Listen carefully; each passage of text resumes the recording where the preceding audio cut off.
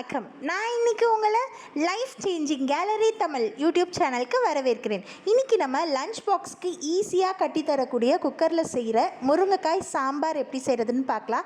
அதுக்கு ரொம்ப நல்ல காம்பினேஷனாக மாங்காய் தொக்கும் இந்த வீடியோவில் பார்க்கலாம். அதுக்கு நான் ஒரு 3/4 உலக்கு துவரம்பருப்பை அரை மணி நேரம் முன்னாடியே நல்லா கழுவி ஊற வச்சு எடுத்துக்கிட்டேன். இப்போது அந்த பருப்பு மூழ்கிற அளவு தண்ணி சேர்த்துட்டு ஒரு கைப்பிடி சின்ன வெங்காயம் 4-5 வெள்ளைப்பூடு உள்ளே சேர்த்துக்கிறேன். இப்போ இந்த பருப்பு எந்த அளவுக்கு ஊறி இருக்குன்னு பாருங்கள். இந்த பருப்பு நல்லா இப்படி ஊறி இருந்தால் நமக்கு பருப்பு வேகமாகவே வெந்து வந்துடும். காலையில் நேரத்தில் குக் பண்ணுற டைம் குறையும். அதே மாதிரி உங்களுக்கு இதில் நான் ஒரு டீஸ்பூன் மஞ்சள் தூள் சேர்த்துருக்கேன். மஞ்சள் தூள் சாம்பாருக்கு கூடுதலான டேஸ்ட் கொடுக்கும். இதில் இப்போ நான் காய்கறிகள்னு பார்த்தீங்கன்னா 2 முருங்கைக்காய் நறுக்கி வச்சுருக்கேன். அப்புறம் ஒரு 5-6 கத்திரிக்காய் எடுத்திருக்கேன். ஒரு உருளைக்கிழங்கு நறுக்கி வச்சுருக்கேன். 2 நேரத்துக்கு தேவையான சாம்பாருக்கு இந்த காய்கறிகள் போதுமானதாக இருக்கும். இப்போது இந்த காய்கறிகளை நம்ம எடுத்து இந்த பருப்போடு சேர்த்துக்கலாம். காய்கறிகளை நான் பருப்போடு சேர்த்து வேக வச்சுருவேன். இது பார்த்திங்கன்னா நான் ஒரே ஒரு விசில் தான் விட போகிறேன். ஏன்னா முருங்கைக்காய் சேர்த்துருக்கனால இந்த காய்கறி கரைஞ்சி ஓடிடக்கூடாது. அதே மாதிரி குச்சி குச்சியாக ஆயிரும் முருங்கைக்காய் நிறையா விசில் விட்டோன்னா. ஸோ ஒரே ஒரு விசிலில் இந்த பருப்பு வெந்துடும். ஏன்னா இதை நம்ம நல்லா ஊற வச்சு எடுத்துருக்கோம். இப்போது நம்ம சமையல் பண்ணுறதுக்கு ஒரு அரை மணி நேரம் முன்னாடி அரிசி பருப்பு இதெல்லாம் ஊற வச்சிட்டோன்னா நம்ம கிச்சனுக்குள்ளே நுழைஞ்ச உடனே இது எல்லாத்தையும் அடுத்தடுத்து அடுப்பில் வச்சு நம்ம சமையலை வேகமாகவே காலையில் நேரத்தில் முடிச்சிடலாம். பிள்ளைங்களுக்கு ஸ்கூலுக்கு அனுப்புறதுக்கு நம்ம இது ரொம்ப உதவியாக இருக்கும். இப்போது அந்த பருப்பை நான் அடுப்பில் வச்சு வேக வச்சாச்சு. இதுக்கு இப்போ நான் தாளிக்க போகிறேன். சாம்பாருக்கு கடலெண்ணெய் ஊற்றி கொஞ்சம் கடுகு உளுந்த பருப்பு சீரகத்தை பொரிய விடுறேன். சீரகத்தை இந்த மாதிரி சாம்பாருக்கு நீங்கள் எண்ணெயில் பொரிய விட்டிங்கன்னா ரொம்ப டேஸ்ட்டாக இருக்கும். ட்ரை பண்ணுங்கள். இப்போது நான் இதில் 2 கைப்பிடி சின்ன வெங்காயத்தை உள்ளே போட்டு நல்லா வதக்கி எடுத்துக்க போகிறேன். சாம்பாருக்கு சின்ன வெங்காயம் கூடுதலான காரசாரமான நல்ல ஒரு டேஸ்ட் கொடுக்கும். பெரிய வெங்காயம் லைட்டாக இனிச்சிட்ருக்கும். உங்களுக்கு பெரிய வெங்காயம் போடுறதுனாலும் நீங்கள் போடலாம். இப்போது இந்த ஸ்டேஜில் நீங்கள் 2 பச்சை மிளகாய் கீரி போட்டுக்கலாம். இது இன்னும் கூடுதல் டேஸ்ட் கொடுக்கும். நான் இன்றைக்கி பச்சை மிளகாய் போட மறந்துட்டேன். முருங்கைக்காய் சாம்பார்னாலும் எந்த சாம்பார்னாலும் நம்ம இந்த பச்சை மிளகாய் கீரி போட்டால் ரொம்ப நல்லாயிருக்கும். இப்போது நான் இதில் ஒரு அரை டேபிள் ஸ்பூன் பெருங்காயத்தூள் சேர்த்துக்கிறேன். பெருங்காயத்தூள் நல்லா தாராளமாகவே சேர்த்துக்கோங்க. நம்ம எண்ணெயில் பொரிய விடுறதுனால பெருங்காய வாடை இருக்காது. எந்த உணவாக இருந்தாலும் பூண்டு பெருங்காயத்தூள் அப்புறம் இந்த சீரகம்லாம் சேர்த்துக்கிறப்ப அஜீரண கோளாறு ஏற்படாது. வயிற்று உப்புசம் இருக்காது. நல்லாவே உணவு செரிமானம் ஆகும். இப்போது இதில் நான் 3 பெரிய தக்காளியை நறுக்கி உள்ளே சேர்த்துக்கிறேன். சாம்பாரை பொறுத்த வரைக்கும் தக்காளியும் அப்புறம் புளியும் கொஞ்சம் நம்ம கூடுதலாக சேர்த்துக்கிட்டா தான் அந்த சாம்பார் சப்புன்னு இல்லாமல் கொஞ்சம் டேஸ்ட்டாக இருக்கும். இப்போது இந்த தக்காளியை நல்லா வதக்கி எடுத்துக்கலாம்.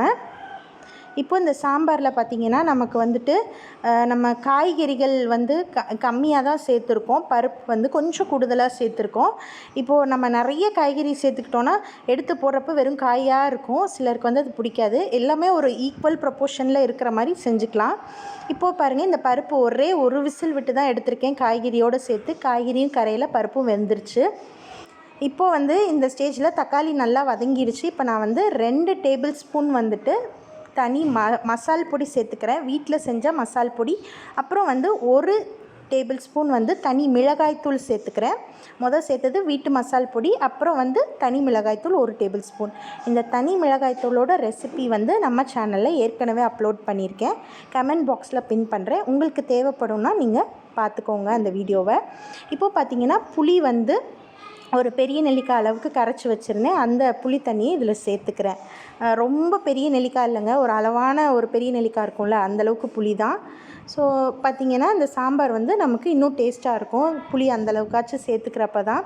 இப்போது இந்த பருப்பை அடிகனமாக கரண்டியை வச்சுட்டு கடைஞ்சிக்கிறேன். காய்கறியில் பற்றாமல் அது கரைஞ்சிராமல் பார்த்து கடைஞ்சி விடுங்க. நான் இது ரொம்ப நல்லா அந்த பருப்பை கடைஞ்சிக்கல. ஏன்னா ஓரளவுக்கு பருப்பு கரையாமல் இருக்கிறப்ப தான் நமக்கு இந்த முருங்கைக்காய் சாம்பார் ரொம்ப டேஸ்ட்டாக இருக்கும். இப்போது நான் அந்த புளி தண்ணி எல்லாம் கொதி வந்துருச்சு. இப்போ அந்த பருப்பையும் காய்கறியும் நான் உள்ளே சேர்த்து லாஸ்ட்டில் கல்லுப்பு சேர்த்து ஒரு 5 நிமிஷம் கொதிக்க விட்டுட்டேன். அவ்வளோதான், நம்மளோட முருங்கைக்காய் சாம்பார் ரெடி. இப்போ நான் பருப்பை நல்லா ஃபுல்லாக ரொம்ப தரோவாக கரைஞ்சி விடலன்னு சொன்னேன் பார்த்தீங்களா. ஏன்னா இந்த நம்ம இப்படி அள்ளி ஊற்றுறப்ப கொஞ்சம் பருப்பு வெந்து கரையாமல் கொஞ்சம் பருப்பு கிடைக்கும். இது சாம்பாருக்கு இன்னும் கூடுதல் டேஸ்ட் கொடுக்கும். ஏன்னா நம்ம தரோவாக கடைஞ்சி விட்டுட்டோன்னா சாம்பார் அப்படியே அந்த பருப்பே நம்ம பார்க்க முடியாது. கொல கொலன்னு ஒரு சிலருக்கு அது பிடிக்காது. இப்போ என்னோடய வீட்டுக்காரர் பார்த்திங்கன்னா பருப்பாக அள்ளி போட்டு கொண்டு வான்னு சொல்லுவாங்க.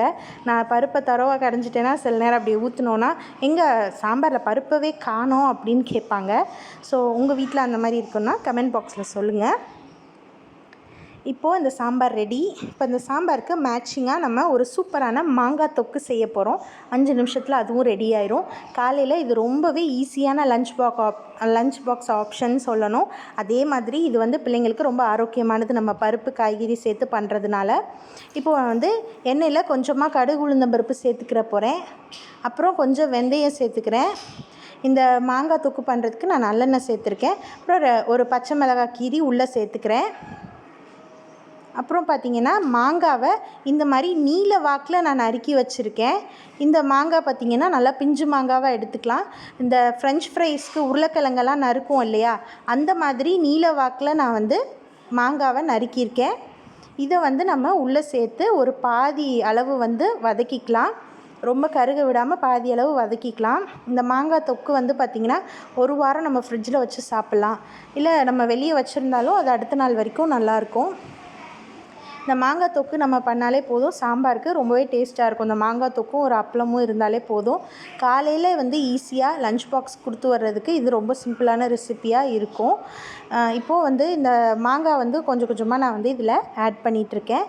இப்போது இந்த சாம்பார் நம்ம செய்கிறதுக்கு நமக்கு கரெக்டாக பார்த்திங்கன்னா ஒரு 1/4 மணி நேரம் தான் ஆகும். ஏன்னா குக்கரில் நம்ம பருப்பு காய்கறி வேக வச்சிட்டோம். இந்த பக்கம் நம்ம அந்த சாம்பாரை தாளித்து அந்த பருப்போட காய்கறி கொட்டி ஒரு 5 நிமிஷம் கல் உப்பு போட்டு கொதிக்க விட்டால் சாம்பார் ரெடி. இந்த பக்கம் நம்ம இந்த மாங்காய் தொக்கும் ரெடி பண்ணிட்டா லஞ்ச் பாக்ஸ்க்கு நம்ம ஈஸியாக கொடுத்து விட்டுடலாம். இப்போது பார்த்திங்கன்னா இந்த மாங்காய் நல்லாவே வதக்கிக்கலாம். இந்த மாங்காயில் இருக்க ஹீட்டு நம்ம உடம்புல சேராமல் இருக்கிறதுக்கு தான் இதில் கொஞ்சமாக வெந்தயம் சேர்த்துருக்கோம். அதனால் நமக்கு இந்த மாங்காவை நம்ம நல்லாவே எவ்வளோ நாளும் சாப்பிடலாம் தைரியமாக. நான் இது ஒரு மாங்காய் எடுத்திருக்கேன். ஏன்னா இது ஒரு 2 நேரத்துக்கு சரியாக போகும். எப்படியும் இந்த மாங்காய் தொக்கு வச்சா எக்ஸ்ட்ரா சாப்பிட தோணும். இதில் நான் 1 டேபிள் ஸ்பூன் தனி மிளகாய் தூள் சேர்த்துருக்கேன். மசால் பொடி சேர்த்துறாதீங்க, மசால் பொடி சேர்த்தா அவ்வளோ டேஸ்ட்டாக இருக்காது. தனி மிளகாய் தூள் சேர்த்துருக்கேன். இந்த தனி மிளகாய் தூள் ரெசிப்பியை நான் உங்களுக்கு கமெண்ட் பாக்ஸில் பின் பண்ணுறேன், உங்களுக்கு தேவைப்பட்டால் பாருங்கள். இப்போது இந்த தனி மிளகாய் தூள் சேர்த்து நல்லா வதக்கி விட்டுட்டு அதுக்கப்புறம் இதில் நம்ம ஒரு முக்கியமான இன்க்ரீடியன்ட் சேர்க்க போகிறோம். அது என்னன்னு பார்த்திங்கன்னா நாட்டு சர்க்கரை சேர்க்க போகிறோம். ஒரு 4 டீஸ்பூன் நான் நாட்டு சர்க்கரை சேர்த்துக்கிறேன். உங்களுக்கு நல்லா புளிப்பாக வேணும் அப்படின்னா 3 டீஸ்பூன் நாட்டு சர்க்கரை சேர்த்துக்கோங்க. எங்கள் வீட்டில் அவ்வளோவா அந்த புளிப்பு ரொம்ப பிடிக்காது. ஸோ லைட்டாக கொஞ்சம் கூடுதலாக நாட்டு சர்க்கரை சேர்த்துருக்கேன். ஸோ இது கொஞ்சம் அந்த மாங்காவோட ரொம்ப அதிகமான அந்த புளிப்பை அது பேலன்ஸ் பண்ணி கொடுக்கும். இந்த நாட்டு சர்க்கரை சேர்க்குறதுனால ரொம்ப இனிச்சிட்டுலாம் இருக்காது, ஒரு அளவான இது தான் இருக்கும். எல்லாமே பேலன்ஸ் பண்ணிடும். இனிப்பு, புளிப்பு, காரம் எல்லாமே பேலன்ஸ் பண்ணிடும். கொஞ்சமாக இதில் கல்லுப்பும் சேர்த்தாச்சு. இப்போ இது நல்லா ஓரளவுக்கு வதங்கிருச்சு. இந்த ஸ்டேஜில் நம்ம இதில் ஒரு 1/4 செம்பு நான் தண்ணி சேர்த்துக்கிறேன். இந்த மாங்காய் வேகிறதுக்காக. உங்களுக்கு இன்னும் நல்லா தொக்கா வேணும்னா இன்னும் கூட கொஞ்சமாக தண்ணி எக்ஸ்ட்ராவாக சேர்த்துக்கோங்க. ரொம்ப தண்ணி சேர்த்துட்டா அப்புறம் அது கரைஞ்சே போயிடும். மாங்காய் கரையாமல் அது கொஞ்சம் அப்படியே இருக்கிற மாதிரி எடுத்து கடித்து சாப்பிட்ற மாதிரி நான் பண்ணுறேன். இப்போது பார்த்திங்கன்னா அது நல்லாவே கொதித்து சுண்டிருச்சு. நம்ம ஊற்றின தண்ணி மாங்காவும் வெந்துருச்சு. இப்போ இந்த ஸ்டேஜில் பாருங்கள் கொஞ்சம் தொக்காவும் அந்த மாங்காய் கரையாமையும் இந்த மாதிரி இருக்கும். இப்போது நமக்கு இந்த மாங்காய் தொக்கு ரெடி ஆகிடுச்சு. ரொம்பவே டேஸ்டான சாம்பார் சாதத்துக்கு ஏற்ற மாங்காய் தொக்கு. காலையில் அந்த சாம்பாருக்கு ஏற்றார் போல் ஒரு தோசையும் ஒரு தேங்காய் சட்னியும் வச்சுக்கிட்டேன், அவ்வளோதான். ஸோ இந்த லஞ்ச் பாக்ஸ் ரெசிபி உங்களுக்கு யூஸ்ஃபுல்லாக இருந்தால் ஷேர் பண்ணுங்கள், இந்த வீடியோவை லைக் பண்ணுங்கள். மறக்காமல் life changing gallery Tamil YouTube சேனலுக்கு சப்ஸ்கிரைப் பண்ணுங்கள். நன்றி, வணக்கம்.